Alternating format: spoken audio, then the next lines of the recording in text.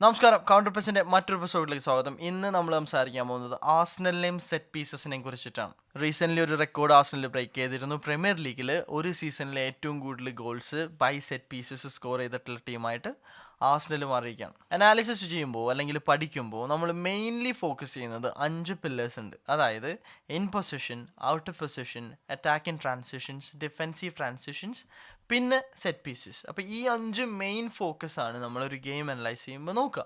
ഇതിലെ one of the most important ആയിട്ടുള്ള പില്ലറാണ് set piece എന്ന് പറയുന്നത്. ആ ഒരു സെറ്റ് പീസിനെ ആർസണലിൽ നല്ല രീതിക്ക് എക്സിക്യൂട്ട് ചെയ്തിട്ട് ന്യൂകാസലിനെതിരെ 1-0 അവർ വിജയിക്കുന്നതും ബ്രില്യൻ്റ് ആയിട്ട് എക്സിക്യൂട്ട് ചെയ്തിട്ടുള്ള ഇതേപോലുള്ള ഒരു സെറ്റ് പീസ് ആയിരുന്നു. ആ ഒരു സെറ്റ് പീസിന്റെ ഇൻഡെപ്തിലേക്ക് നോക്കാൻ കൂടിയിട്ടാണ് നമ്മൾ ഇന്ന് ഈ വീഡിയോ ക്രിയേറ്റ് ചെയ്യുന്നത്. അപ്പോൾ മാച്ചിലേക്ക് വരാം. ഇൻട്രസ്റ്റിംഗ് ആയിട്ടുള്ള ഫാക്ട് എന്തെന്ന് പറഞ്ഞാൽ 5 മിനിറ്റിനുള്ളിൽ 3 സെറ്റ് പീസസ് അല്ലെങ്കിൽ കോർണേഴ്സ് ആർസണലിന് ഗെയിൻ ചെയ്യാൻ പറ്റി.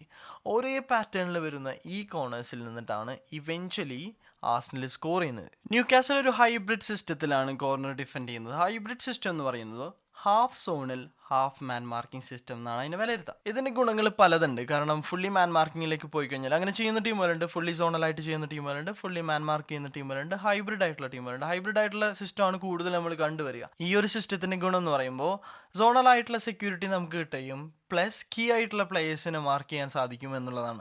ഇതിലൂടെ നമുക്ക് എന്തെങ്കിലും റൊട്ടേഷൻസോ അല്ലെങ്കിൽ മൂവ്മെൻറ്റ്സോ വരുന്നതിനെ കില്ല് ചെയ്യാൻ പറ്റും. എസ്പെഷ്യലി അവർക്ക് ടാർഗറ്റ് മാൻ ആയിട്ട് വരുന്ന സെൻറ്റർ ബാക്സോ അല്ലെങ്കിൽ മറ്റു പ്ലേയേഴ്സ് ഉണ്ടെങ്കിൽ അതിനൊക്കെ ന്യൂട്രലൈസ് ചെയ്യാനായിട്ട് ഈ സിസ്റ്റം സഹായിക്കും. സോ നമുക്ക് ഫസ്റ്റ് ഇൻസ്റ്റൻസിലേക്ക് വരാം. ആർസണൽ ഒരു ഷോർട്ട് കോർണറിൽ നിന്നാണ് തുടങ്ങുന്നത്. അവർക്ക് 3 ഇൻസ്റ്റൻസസ് ഉണ്ടായിരുന്നു. അതിൽ മൂന്നാമത്തേലാണ് ഗോളിൽ അവസാനിക്കുന്നത്. ആദ്യത്തെ ഇൻസ്റ്റൻസിൽ ഷോർട്ട് കോർണറിലേക്ക് പോകുന്നു. ഒഡെഗാർഡ് ഷോർട്ടായിട്ട് വന്നിട്ട് അവിടെ റിസീവ് ചെയ്യുന്നുണ്ട്.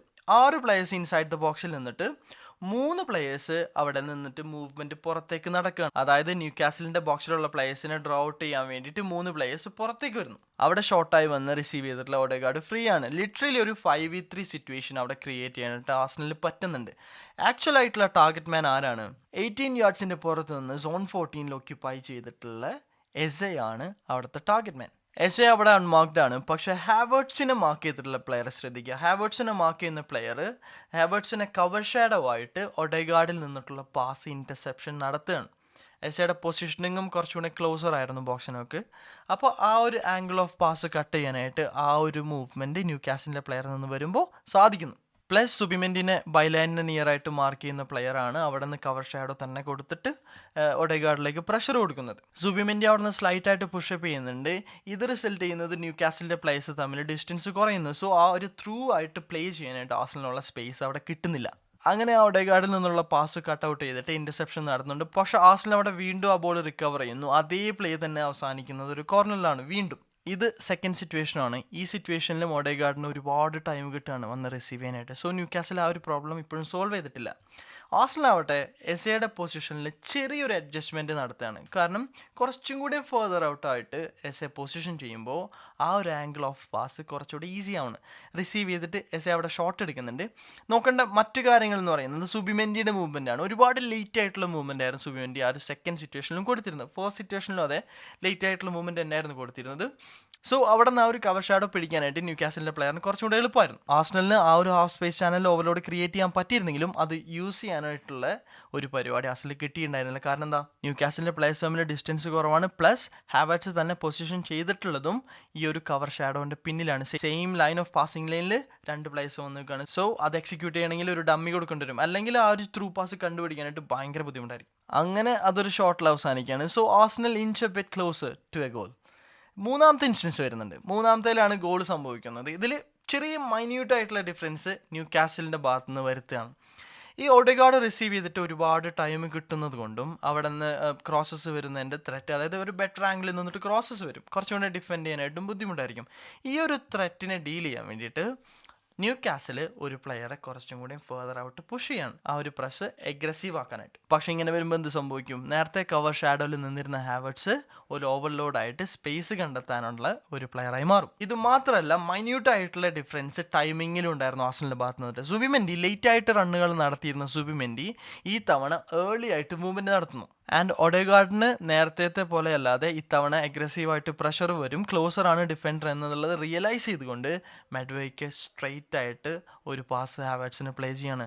സുബിമെൻഡി ആ ഒരു ബൈലൈൻ്റെ വിഡ്ത്ത് കീപ്പ് ചെയ്യുന്നത് കൊണ്ടും ഡിസ്റ്റൻസ് കൂടുതലായിരുന്നു ന്യൂ കാസിലിൻ്റെ പ്ലേയേഴ്സ് തമ്മിൽ. ഇത് ആ ഒരു ബോളിനെ പക്കായിട്ട് പ്ലേസ് ചെയ്യാനായിട്ടും ഹെൽപ്പ് ചെയ്തു. അങ്ങനെ ഹാവേർട്സ് അത് റിസീവ് ചെയ്തിട്ട് സോൺ 14 പൊസിഷൻ ചെയ്തിട്ടുള്ള എസേക്ക് ലേ ഓഫ് ചെയ്ത് കൊടുക്കുന്നുണ്ട്. ബ്രില്യൻ്റ് ആയിട്ടുള്ള ഫിനിഷാണ്. എന്തൊക്കെ എക്സിക്യൂഷൻസ് കോർണേഴ്സിൽ മൂവ്മെൻറ്റ്സ് ഒക്കെ നടത്തുമ്പോഴും ഫൈനൽ പീസ് എപ്പോഴും പെർഫെക്റ്റ് ആയിരിക്കണം. അതേപോലെ തന്നെ എസെ അത് ഫാർ കോർണറിലേക്ക് നൈസായിട്ട് ഗ്ലൈഡ് ചെയ്ത് കൊടുക്കുകയാണ്. ഇങ്ങനെ പെർഫെക്റ്റ് ചെയ്തുകൊണ്ട് എക്സിക്യൂട്ട് ചെയ്തുകൊണ്ട് വരത്തിയെടുത്ത ഗോളാണ് ന്യൂ കാസിലിനെതിരെ ആർസണൽ സ്കോർ ചെയ്തത്. 1-0 അവർ ആ ഒരൊറ്റ ഗോൾ കൊണ്ട് മാച്ച് വിജയിക്കുകയും ചെയ്തു. ഇപ്പോൾ നിലവിൽ 3 പോയിൻറ്റ്സ് ലീഡ് ഉണ്ട്. സിറ്റി ഒരു ഗെയിം കുറച്ചേ കളിച്ചിട്ടുള്ളൂ. എന്തായാലും ഹോട്ടായിട്ടുള്ള ഫിനിഷിലേക്കാണ് പ്രീമിയർ ലീഗ് പോകുന്നത്. ഒരുപാട് ഗെയിംസ് ഇനിയും നടക്കാനുണ്ട്. എന്തൊക്കെ പറഞ്ഞാലും സെറ്റ് പീസുകളിൽ ആർസണലിന് മറ്റു ടീമുകളെക്കാളും മേൽക്കൈ ഉണ്ടെന്നുള്ളത് നമ്മൾക്ക് അഡ്മിറ്റ് ചെയ്തേ പറ്റുള്ളൂ. A big part of that goes to Nicholas Jover. അവരുടെ സെറ്റ് പീസ് കോച്ചാണ്. അർട്ടേറ്റ എല്ലാവർക്കും ക്രെഡിറ്റ്സ് ഉണ്ട്. പ്ലേയേഴ്സ് അത് എക്സിക്യൂട്ട് ചെയ്യുന്നവർ പോലും അത്രയും എളുപ്പമുള്ള ടാസ്ക് ഒന്നുമല്ല. സോ ഇനിയും ഇതേപോലെ ടാക്ടിക്കലായിട്ടുള്ള മനോഹരമായിട്ടുള്ള ഗോളുകൾ സംഭവിക്കട്ടെ. ഓപ്പൺ പ്ലേയിൽ നിന്നായിട്ടായാലും സെറ്റ് പീസുകളിൽ നിന്നായാലും ടാക്ടിക്കൽ എക്സിക്യൂഷൻസ് നമ്മളിങ്ങനെ ബ്രില്യൻ്റ് ആയിട്ട് കാണുമ്പോൾ ഒരുപാട് ഹാപ്പിയാണ്.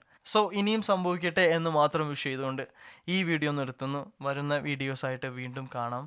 എന്തായാലും എല്ലാവർക്കും തരുന്ന സപ്പോർട്ടുകൾക്ക് നന്ദി പറഞ്ഞുകൊണ്ട് നിർത്തുന്നു. Thank you so much. By.